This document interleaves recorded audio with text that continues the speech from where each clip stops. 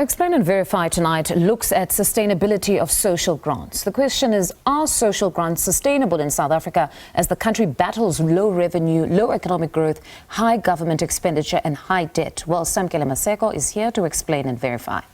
Well, indeed, Mfundo, as the geopolitical tectonic plates are shifting, we are a bit late today with those elections taking place in the next week or so in the United States of America, the shifting sands in Botswana as well, covered by our very own colleague Sophie Mukwena, and also Mozambique. We had to delay a bit today. Well, South Africa faces the triple challenge of unemployment, poverty and inequality. Statistics are not just numbers. They represent South Africans battling every day to survive with very little or nothing. Sadly, the majority of them are women and children. According to the 2023 General Household Survey, over 42% of households are headed by women. Let's look at the laws and policies and regulations that support the disbursement of social grants here, Mfundo. You look at the regulatory framework supporting social grants within the country. 1998 White Paper on Population Policy for South Africa. You look at Social Assistance Act of 2024. You look at the South African Social Security Agency Act 2024, that is SASSA. You'd remember the debacle that SASSA faced, particularly around the payment system about 3-4 years ago, when the former Minister of Social Development, Batabile Dlamini, was still at the helm at the time. That particular multi-billion rand tender at the forefront of it on that particular company that was given that particular contract reversed, and it had to go out on tender again. You look at the Children's Act of 2005. You look at Old Persons Act of 2006. So these are the regulatory framework policies that are set up by government in supporting South Africans with social grants, Mfundo. Is the country affording this, considering the weak state of public finances? Well, Mfundo, it's not yet clear whether South Africa is affording this particular framework as yet, but we are going to be speaking to an expert to further clarify this particular matter, Mfundo, and they will clarify this particular point on whether South Africans are affording this particular point. Mr. Spusiso, a very good evening to you. Good evening to you, Maseko, and your listeners and your viewers as well. Thanks for having me. When you look at South Africa, can we actually afford these social grants that government is actually rolling out at this point in time? We believe that there is room for such. We can afford them as a country, but the approach has got to be slightly different from its current stage. So our view at the moment is that the social grants that are being dispersed tend to take a more of a poverty alleviation move as opposed to, a development aspect thereof, whereby they are being used to drive economic activity within localities. So our contention is that if you provide, say, a social grant of 350 rand, there isn't much that an unemployed individual who's 35, who's 40 and has got 2 kids that is looking after, there isn't much that they can do with that amount of money. If the grant was to be raised just a bit, it would enable for better economic activity to take place, and once that happens, then we'd start to see the change. Currently, the fear is that it's just the grants at the current stage just enable people to live, I'm sure as a seasoned journalist, you would have heard within labor sectors, unions talking about poverty wages, where you're just earning to be able to go to work. There doesn't seem to be a development from the position in which you were in 5 years ago versus the current state. So that's really the feeling about the social grants at the moment, is that the recipients thereof do not seem to be better off when compared to the position they were in 5 years back or 10 years back. When you look at the General Household Survey, the proportion of households and individuals benefiting from social grants increased by 12.8% in 2023 to 30.9% in 2019, and then surged to 39.4% in 2023. And the introduction of the Special COVID Relief Fund, SRD grant, the 350. My question is, can government afford this bulge that is there in expenditure in these social grants? It can afford it, but there's got to be an improved plan. So it has to be accompanied by some additions. You've got to say that in rolling this out, these are the supporting programs that are attached to it, so that once that grant is released to recipients, it actually stimulates activity within the areas in which recipients live.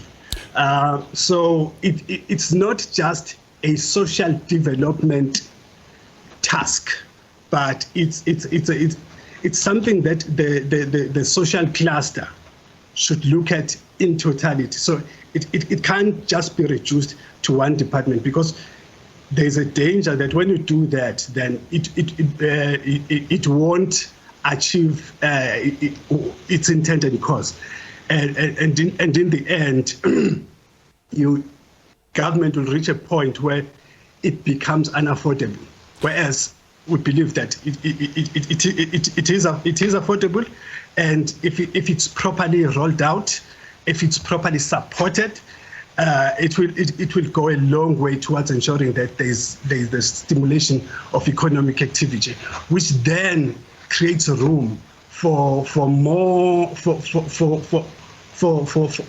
the tax base to expand. And once the tax base expands, that means that there's more revenue on the part of government when it comes to collection.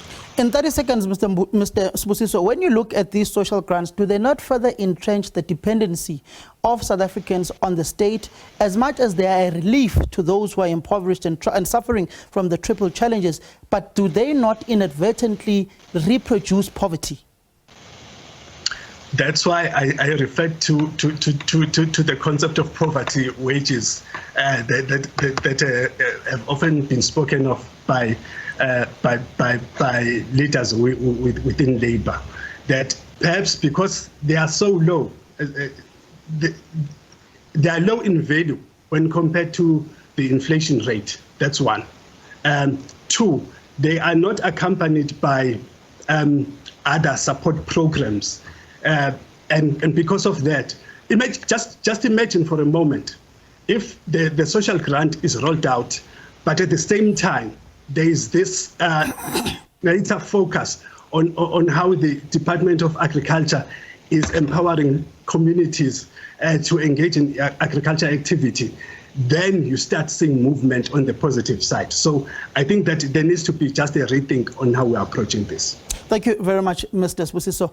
Mfundo, there you have it. The experts are basically saying that these social grants serve as a relief to the unemployed, to those suffering from the triple challenges within the country. Let's just go to our particular second slide on social development budget for the year 2024-2025. Mfundo, this is the backdrop of what our expert was speaking on. This is the budget that is there within the social development budget 2024-2025, this particular financial year. 275 billion rands for the particular basket of social development.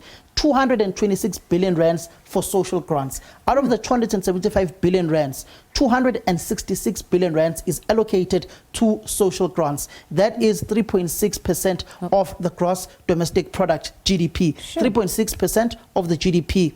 11.2% government expenditure. Out of the entire expenditure of government, social development, social development budget is 11.2% mfundo of the entire government expenditure. This is honestly a lot of money that is going to the social grants, but can government come up with other means to empower the recipients, be it upskilling them or any other form?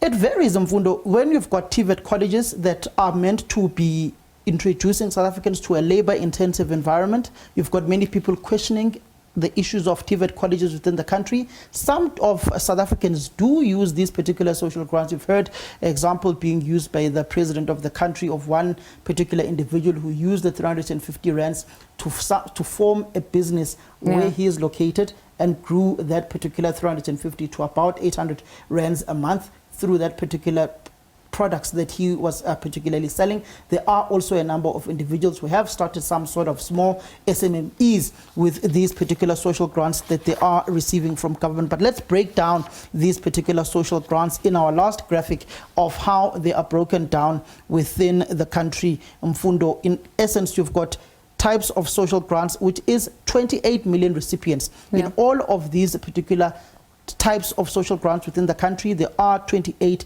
million recipients. There are child care grants, which are 13.2 million recipients. That is allocated a budget of 86 billion rands, Mfundo. Then there is a social relief of distress grants. Social relief of distress grants, 9 million recipients, taking about 40 billion rands. Then there is the old age grants of our grandparents, about 4 million recipients, taking 107 billion rands there, Mfundo. Then there is the disability foster child care war veterans grants, and that particular takes a portion as well of the grants that are allocated by the government of South Africa to this particular segment of social grants, which is a budget of 277 billion rands. And for social grants in its entirety, this entire basket, it is 266 billion rands. Well, Mfundo, wise words that are often attributed to Mahatma Gandhi: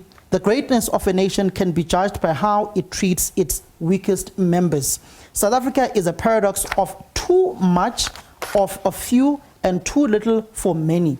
In instance, that speaks about the haves and the have-nots, where you've got many South Africans who are languishing in poverty, inequality, underdevelopment, and a tiny minority that has it all. And then you've got the missing middle, which is the middle class bulge, which largely at times, Mfundo, also struggles to pay for their kids' school fees. And hence, the Department of Higher Education and Training has had to implement, particularly with NSFAS, this particular strata of the missing middle class bulge, a funding model for them, depending on how much they also earn, because they also don't qualify for low-cost housing. And I suppose that's why government says it's quite a burden on them.